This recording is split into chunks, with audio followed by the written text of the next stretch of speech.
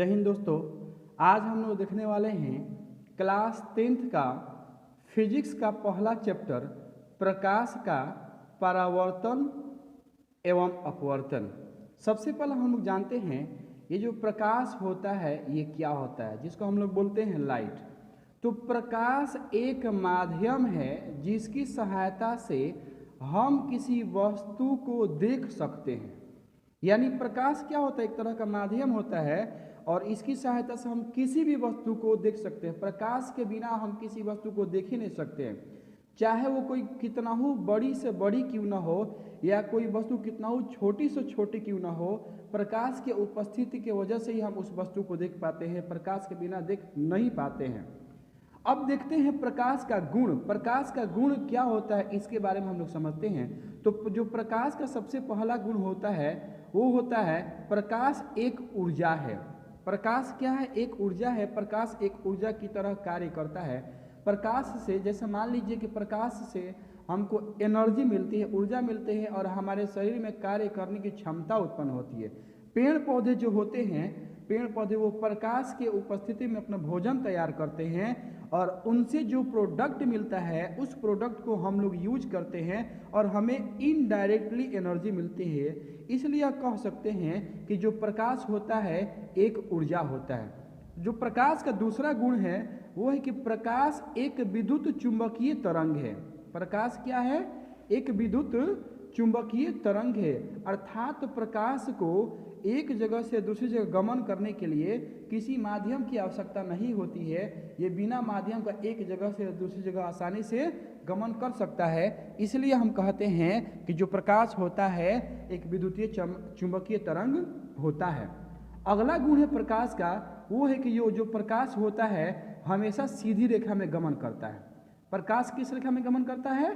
तो हमेशा सीधी रेखा में गमन करता है। अगर प्रकाश को जैसे मान लीजिए कि अगर यहाँ पे हम कोई कैंडल रख देते हैं और इस कैंडल को हम जलाते हैं और इसके रास्ते में कोई गत्ता रख दें और गत्ते के नीचे होल करें तो प्रकाश जो होगा इस होल के पास आएगा, लेकिन दूसरे अगर यहाँ पे एक और हम रख देते हैं गत्ता तो यहाँ नहीं जा पाएगा। अगर हम यहाँ से इस कैंडल को देखेंगे तो ये कैंडल हमें नहीं दिखेगा। क्यों?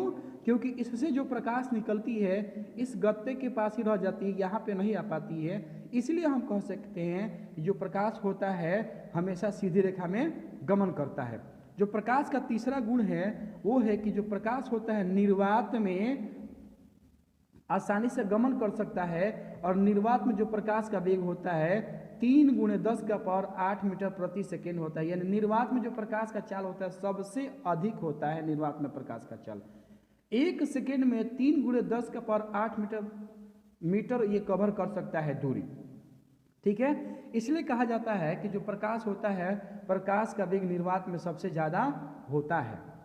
प्रकाश का अगला गुण है वो है कि वायुमंडल में प्रकाश का वेग 3 × 10⁵ मीटर प्रति सेकेंड होता है। वायुमंडल में जो प्रकाश का वेग होता है वो कितना है? 3 × 10⁵ मीटर प्रति सेकेंड। अर्थात कह सकते हैं कि 1 सेकेंड में जो प्रकाश होता है 3 × 10⁻⁻ मीटर दूरी कवर कर सकता है। साथ ही साथ ये जो प्रकाश होता है जल में प्रकाश का वेग, अर्थात जो महासागर होते हैं, समुद्र होते हैं, समुद्र में जो प्रकाश का वेग होता है वो लगभग 200 मीटर की गहराई तक जाता है। 200 मीटर की गहराई तक। उसके बाद से ये प्रकाश नहीं जाता है, उसके बाद अंधेरा ही अंधेरा दिखाई देता है। तो दोस्तों ये है प्रकाश का कुछ गुण। मैं आपको फिर से रिवीजन करवा देना चाहता हूँ कि प्रकाश जो होता है, प्रकाश का पहला गुण है कि प्रकाश एक ऊर्जा है। प्रकाश एक ऊर्जा की तरह कार्य करता है। प्रकाश का जो दूसरा गुण है वो है कि प्रकाश एक विद्युत चुंबकीय तरंग है। यानी प्रकाश को गमन करने के लिए किसी माध्यम की आवश्यकता नहीं होती है, यह निर्वात में भी गमन कर सकता है। प्रकाश का जो अगला गुण है वो है कि प्रकाश हमेशा सीधी रेखा में गमन करता है। प्रकाश का इसके बाद जो 4 नंबर गुण है वो है कि प्रकाश निर्वात में प्रकाश का जो वेग होता है 3 × 10⁸ मीटर प्रति सेकेंड होता है। यानी 1 सेकेंड में प्रकाश निर्वात में 3 × 10⁸ मीटर दूरी कवर कर सकता है। जो प्रकाश का अगला गुण होता है वो है कि वायुमंडल में जो प्रकाश का वेग होता है 3 × 10⁵ मीटर प्रति सेकेंड होता है, यानी 1 सेकेंड में प्रकाश 3 × 10⁵ मीटर दूरी कवर कर सकता है। इसके बाद से हम लोग देखते हैं प्रकाश का परावर्तन। ये परावर्तन क्या होता है? परावर्तन का मतलब क्या होता है, आइए हम लोग समझते हैं कि जब प्रकाश की किरणें एक माध्यम से दूसरी माध्यम में जाती है, जब प्रकाश की किरणें एक माध्यम से दूसरी माध्यम में जाती है तो दूसरी माध्यम में किसी चिकनी सतह से टकराकर पहले ही माध्यम में लौट आती है तो उसे प्रकाश का परावर्तन कहते हैं। दोस्तों, कहने का मतलब ये हुआ कि जब प्रकाश एक माध्यम से दूसरी माध्यम में जाती है तो दूसरी माध्यम किसी चिकनी सतह से टकराती है और पहले ही माध्यम में वापस लौट आती है तो प्रकाश के इस घटना को हम लोग बोलते हैं प्रकाश का परावर्तन। जैसे मान लीजिए कि यह एक चिकनी सतह है ना, और प्रकाश यहाँ से आई और यहाँ आने के बाद से टकरा करके फिर से वापस लौट गई पहले ही माध्यम में, तो प्रकाश के इस घटना को हम लोग बोलते हैं प्रकाश का परावर्तन। ये जो प्रकाश का परावर्तन है हमारे लिए बहुत महत्वपूर्ण होता है। प्रकाश के परावर्तन की वजह से हम किसी वस्तु को देख पाते हैं। जैसे मान लीजिए कि यह कोई वस्तु है, यहाँ पर ये कोई वस्तु है, ठीक है, और इस वस्तु पर प्रकाश पड़ती है और यहाँ पर पड़ती है और परावर्तित होती है, हमारे आँखों में जाती है, तब इस वस्तु का प्रतिबिंब हमारे आँखों के रेटिना पर बनता है और हम उस वस्तु को देख पाते हैं। प्रकाश के परावर्तन की वजह से हम किसी वस्तु के या किसी चीज़ की ध्वनि को सुन पाते हैं। अर्थात कह सकते हैं कि जैसे मान लीजिए आप बोल रहे हैं तो आप मेरी ध्वनि को सुन रहे हैं प्रकाश के परावर्तन की वजह से। प्रकाश के परावर्तन की वजह से जब आप कोई बॉल को दीवार के ऊपर फेंकते हैं तो दीवार से टकराता है और पुनः आपके हाथों में वो बॉल आता है, वो होता है परावर्तन की वजह से। सॉरी, प्रकाश के परावर्तन नहीं, परावर्तन की वजह से वो घटना घटती है। अर्थात कह सकते हैं कि जो परावर्तन होता है हमारे लिए बहुत इंपॉर्टेंट होता है, और ये जो प्रकाश का भी परावर्तन होता है ये भी हमारे लिए बहुत इंपॉर्टेंट होता है। इसी की वजह से हम किसी भी वस्तु को देख पाते हैं। ठीक है, कुछ पॉइंट है, इसको हम लोग देख लेते हैं। देखिए, सबसे पहले है आपतित किरण। ये आपतित किरण क्या होता है इसके बारे में समझते हैं। आपतित किरण को हम लोग इंग्लिश में बोलते हैं इंसिडेंस रे। क्या बोलते हैं? इंसिडेंस रे। दर्पण की सतह पर आने वाली किरण को आपतित किरण कहा जाता है। जैसे कि यह दर्पण है ना, और ये एक उसका सतह है, तो ये जो किरण आ रही है तो दर्पण की सतह पर जो किरणें आती है इसको कहा जाता है आपतित किरण, और इस सतह से टकराकर वापस जो लौट जाती है इसको हम लोग बोलते हैं परावर्तित किरण। यहाँ पर परावर्तित किरण का डेफिनेशन दिया गया है, आप देख सकते हैं, जिसको इंग्लिश में बोलते हैं रिफ्लेक्टेड रे। क्या कहते हैं इंग्लिश में? रिफ्लेक्टेड रे कहते हैं। समझिए, दर्पण के परावर्तक सतह से टकराकर, दर्पण के परावर्तक सतह से टकराकर वापस लौटने वाली किरण को परावर्तित किरण कहते हैं। दर्पण के सतह से टकराकर वापस लौटने वाली किरण को क्या कहा जाता है? परावर्तित किरण कहा जाता है। जैसे ये दर्पण का सतह हो गया और यहाँ से लौट के जो किरणें जा रही है इसको हम लोग बोलते हैं परावर्तित किरण। अब अगला पॉइंट है वो है अभिलंब, जिसको हम लोग बोलते हैं इंग्लिश में नॉर्मल। क्या कहते हैं? नॉर्मल। नॉर्मल क्या होते हैं चलो समझते हैं। कह रहा है कि दर्पण के आपतन बिंदु पर, दर्पण के आपतन बिंदु पर होने वाली लंब को अभिलंब कहते हैं। जैसे ये दर्पण का आपतन बिंदु है और ये जो लंब आती है इस लंब को कहते हैं अभिलंब। क्या कहा जाता है? अभिलंब। अगला पॉइंट है वो है आपतन कोण, परावर्तन कोण। आपतन कोण क्या होता है और परावर्तन कोण क्या होता है? इंग्लिश में इसको हम लोग बोलते हैं angle of incidence and angle of reflection. Angle of incidence and angle of reflection. आइए समझते हैं। आपतित किरण तथा अभिलंब के बीच, आपतित किरण तथा अभिलंब के बीच बने कोण को आपतन कोण कहते हैं।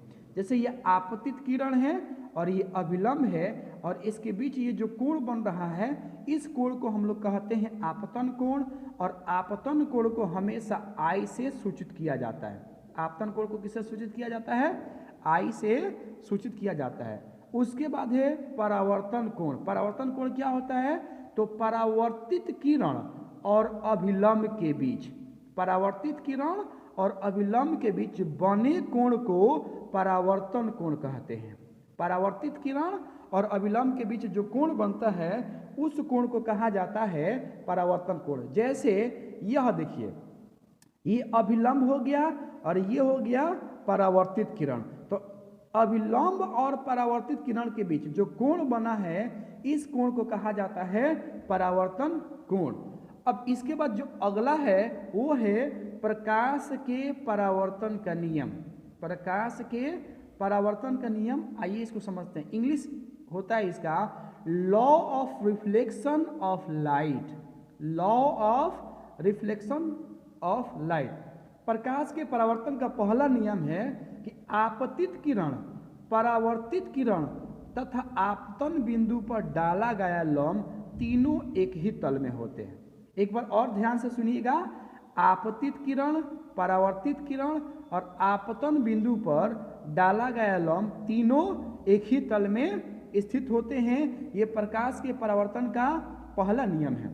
दूसरा नियम है आपतन कोण। आपतन कोण परावर्तन कोण के हमेशा बराबर होते हैं।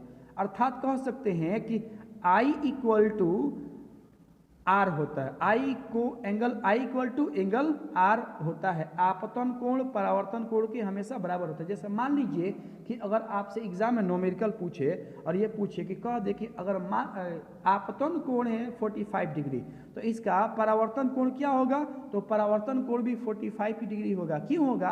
क्योंकि आपतन कोण और परावर्तन कोण ये हमेशा बराबर होते हैं। इसलिए अगर आपतन कोण 45 डिग्री का है तो परावर्तन कोण भी 45 डिग्री का ही होगा।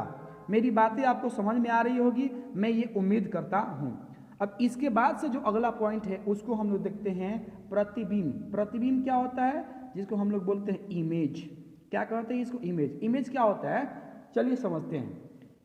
किसी बिंदु से आने वाली किरणें, किसी बिंदु से आने वाली किरणें परावर्तन या अपवर्तन के बाद जिस बिंदु पर संसरित होती है या उस बिंदु से अपसरित होती हुई प्रतीत होती है तो उसे उस बिंदु का प्रतिबिंब कहते हैं।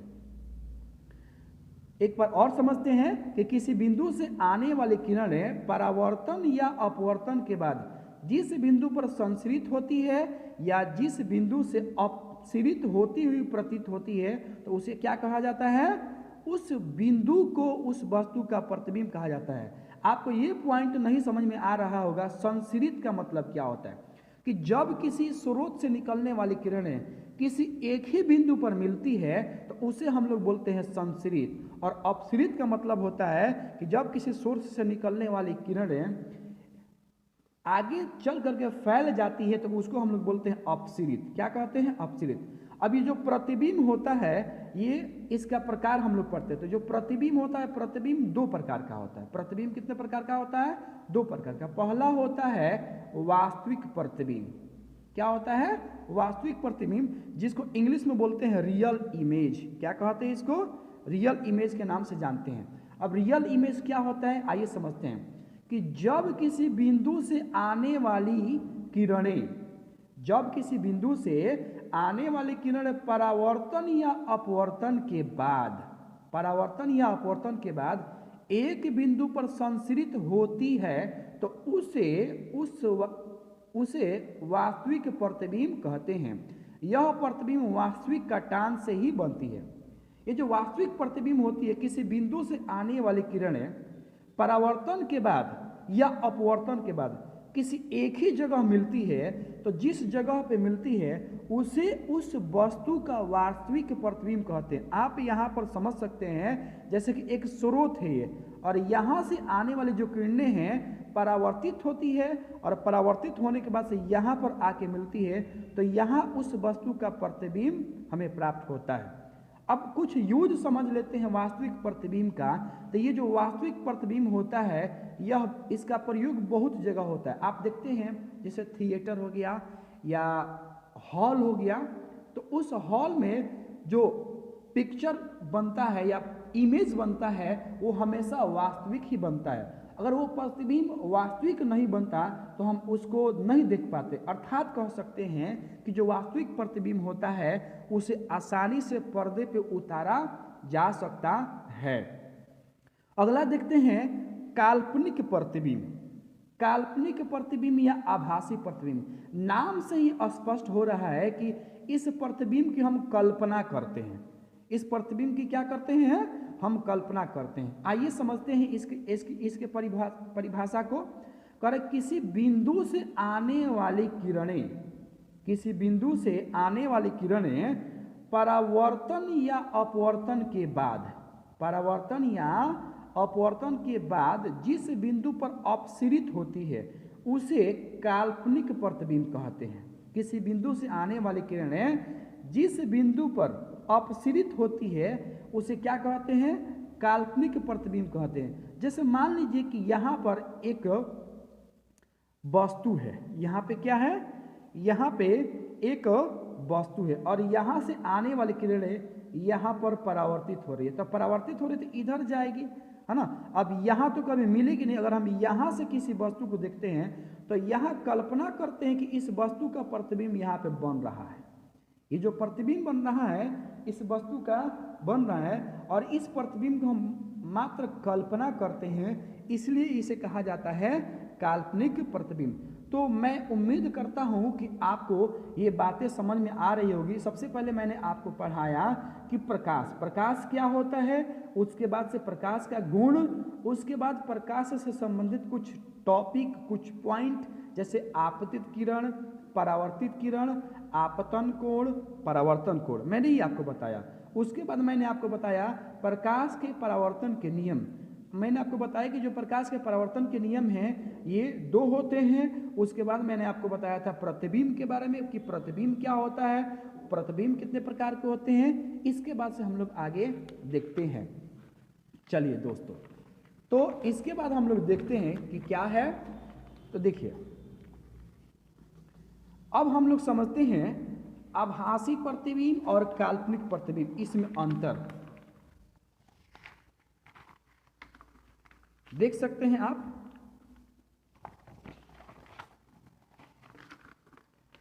वास्तविक प्रतिबिंब और आभासी प्रतिबिंब में अंतर हम लोग समझते हैं कि इसमें अंतर क्या है, देखते हैं।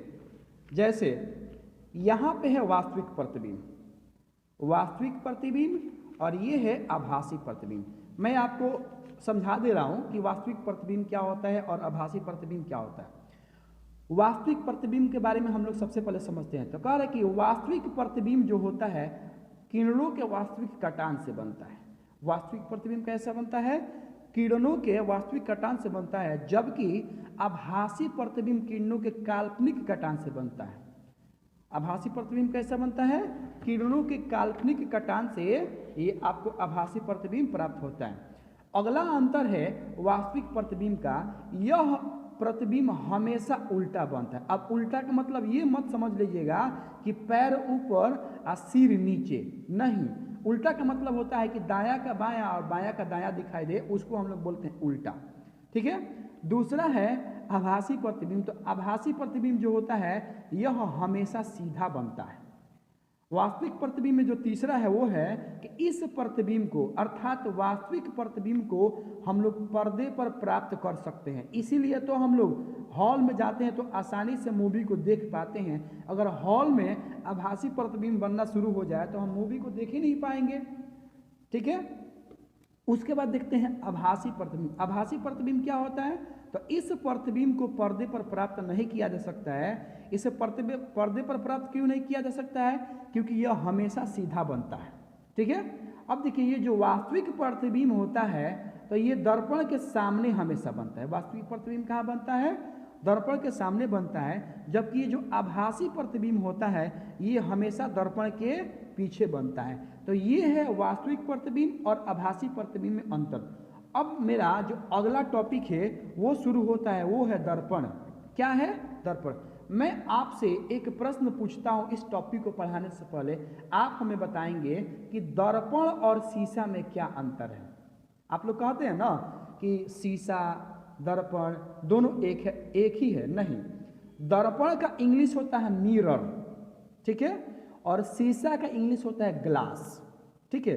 दर्पण के पीछे कलाई की गई होती है, जिसकी वजह से हम उस दर्पण में अपने फेस को देख पाते हैं, अपना प्रतिबिंब प्राप्त कर सकते हैं। लेकिन जो ग्लास होता है, शीशा होता है, उसमें कलाई नहीं की गई होती है, अर्थात हम शीशा के आर पार देख सकते हैं। जैसे आप देखिएगा जो गाड़ियों में लगा होता है, सामने फ्रंट का जो होता है वो शीशा होता है, और जो साइड में होता है गाड़ियों के वो होता है दर्पण, जिसको हम लोग साइड मिरर के नाम से जानते हैं। तो अगर गाड़ी का जो फ्रंट है उसमें हम दर्पण लगा दे तो सामने वाली चीजें दिखाई ही नहीं देगा, इस तरह से एक्सीडेंट हो जाएगी।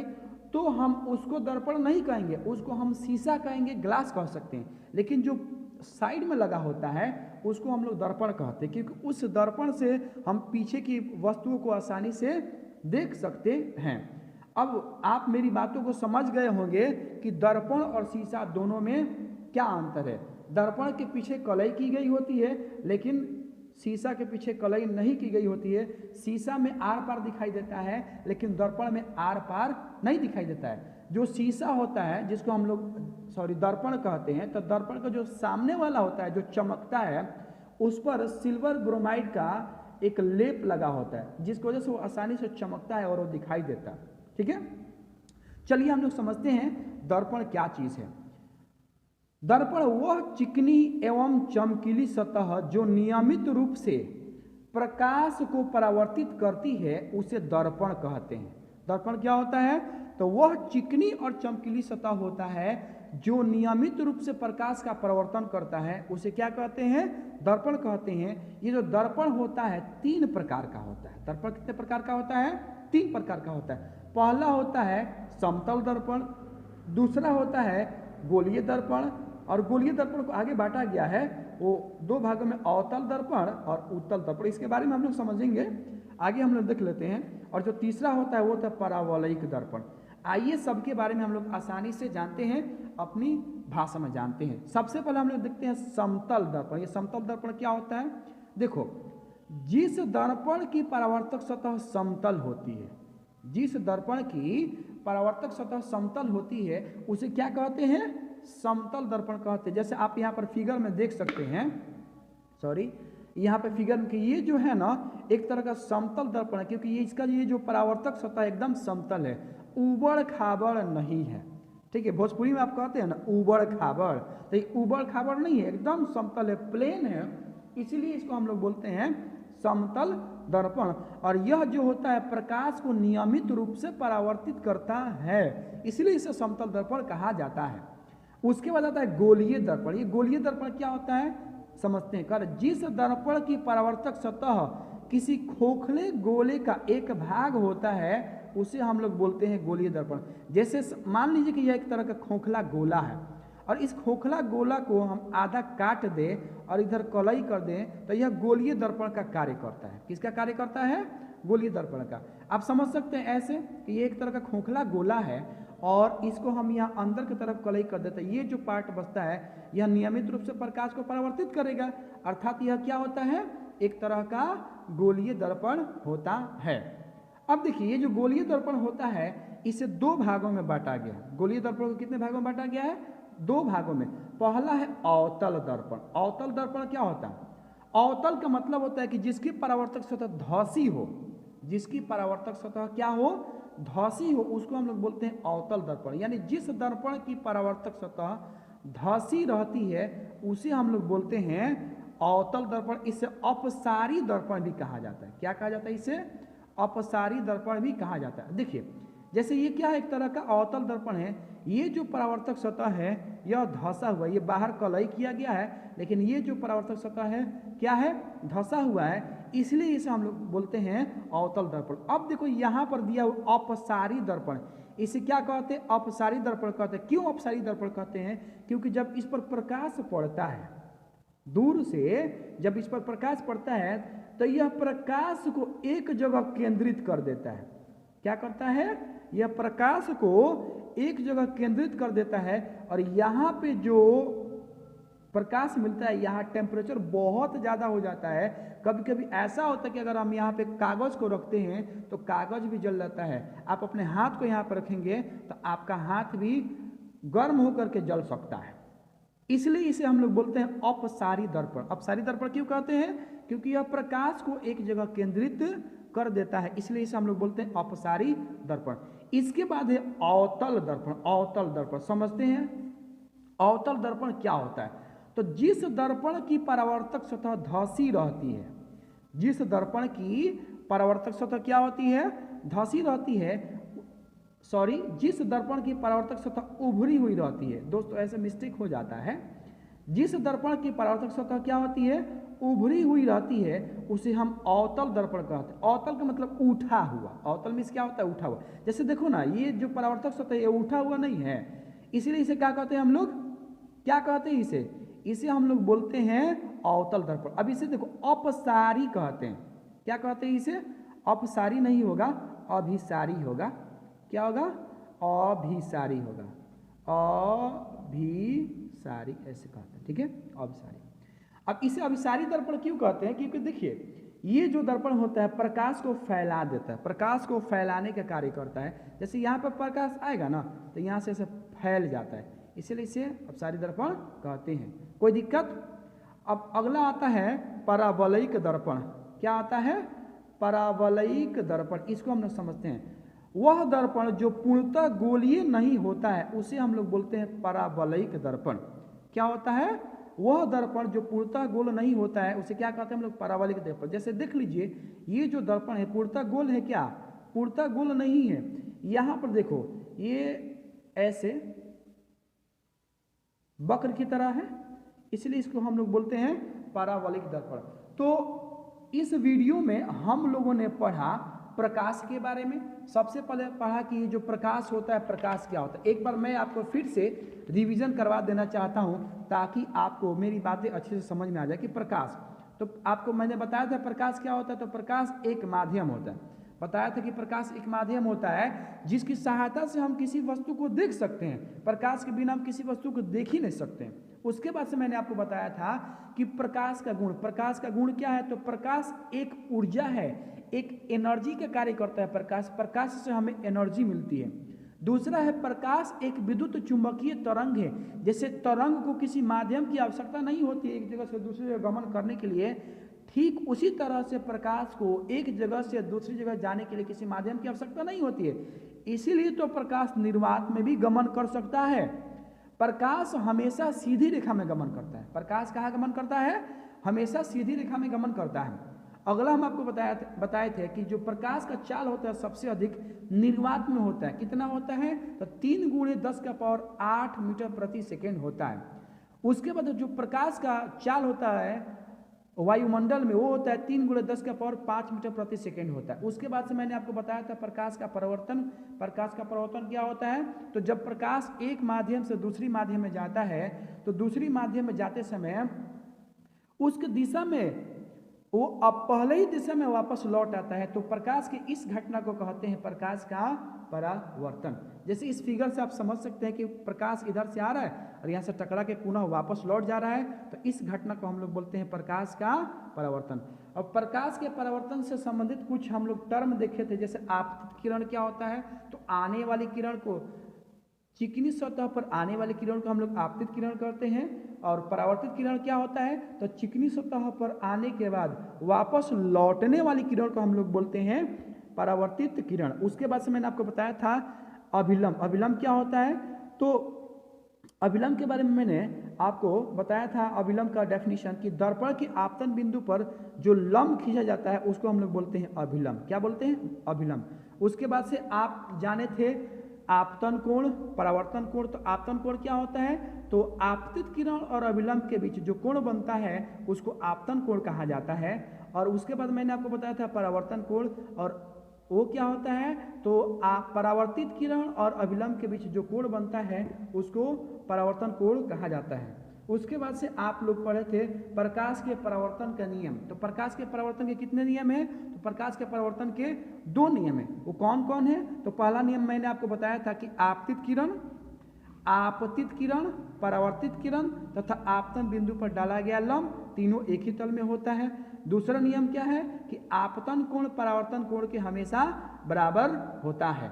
उसके बाद से मैंने आपको बताया था इमेज के बारे में। इमेज क्या होता है, तो किसी बिंदु से आने वाली किरणें परावर्तन या अपवर्तन के बाद जिस बिंदु पर संसरित होती है या अपसरित होती हुई प्रतीत होती है उसे इमेज अर्थात प्रतिबिंब कहते हैं। उसके बाद से मैंने आपको बताया था प्रतिबिंब का प्रकार। तो प्रतिबिंब जो होता है वो दो प्रकार का होता है। पहला होता है वास्तविक प्रतिबिंब और दूसरा होता है काल्पनिक प्रतिबिंब या आभासी प्रतिबिंब। जो वास्तविक प्रतिबिंब होता है किरणों के वास्तविक कटान से बनता है और यह हमेशा उल्टा बनता है, और जो आभासी प्रतिबिंब होता है किरणों के आभासी कटान से बनता है और यह हमेशा सीधा बनता है। यानी इस प्रतिबिंब की हम लोग कल्पना करते हैं। उसके बाद से आप लोग सीखे थे वास्तविक प्रतिबिंब और आभासी प्रतिबिंब में अंतर। वास्तविक प्रतिबिंब क्या है और आभासी प्रतिबिंब क्या है उसके बारे में मैंने आपको बताया था कि जो वास्तविक प्रतिबिंब होता है हमेशा उल्टा बनता है, जबकि जो आभासी प्रतिबिंब होता है हमेशा सीधा बनता है।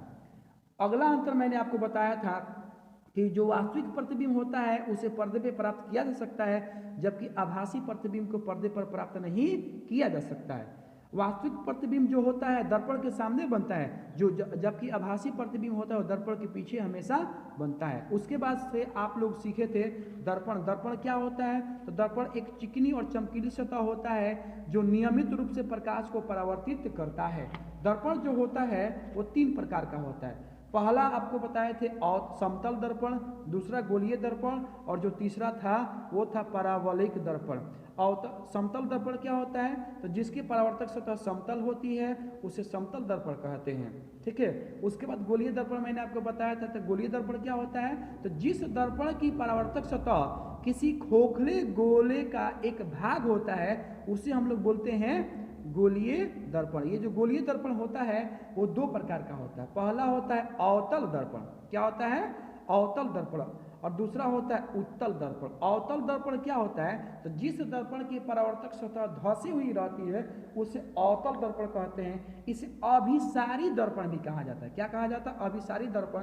क्यों कहा जाता है, यहाँ पे गलती हो गया, अपसारी नहीं होगा अभिसारी होगा।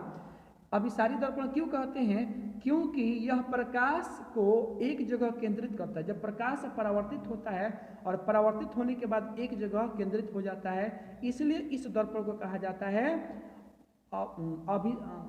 अभिसारी दर्पण कहा जाता है। उसके बाद से मैंने आपको बताया था अपसारी दर्पण या अवतल दर्पण, उत्तल दर्पण। उत्तल दर्पण क्या होता है, तो जिस दर्पण की परावर्तक सतह उठा हुआ रहता है यानी उभरा हुआ रहता है, इसलिए इसे कहते हैं हम लोग उत्तल दर्पण। इसे अपसारी दर्पण भी कहा जाता है। अपसारी दर्पण इसलिए कहा जाता है कि इस पर आने वाली किरणें आने के बाद परावर्तित हो जाती है और यह फैल जाती है, इसलिए इसे कहा जाता है अवतल दर्पण या अपसारी दर्पण। उसके बाद आप लोग सीखे थे परावलयिक दर्पण। परावलयिक दर्पण क्या होता है, मैंने आपको बताया था कि वह दर्पण जो पूर्णतः गोलीय नहीं होता है उसे परावलयिक दर्पण कहते हैं। अब इसके बाद मैं जो इस वीडियो का अगला भाग लेके आऊँगा उस भाग में हम लोग पढ़ेंगे दर्पण का जो मुख्य पॉइंट होता है, जैसे वक्रता केंद्र क्या होता है, मुख्य अक्ष क्या होता है, वक्रता त्रिज्या क्या होती है, फोकस क्या होता है, फोकस दूरी क्या होता है, प्रधान अक्ष क्या होता है, और अवतल दर्पण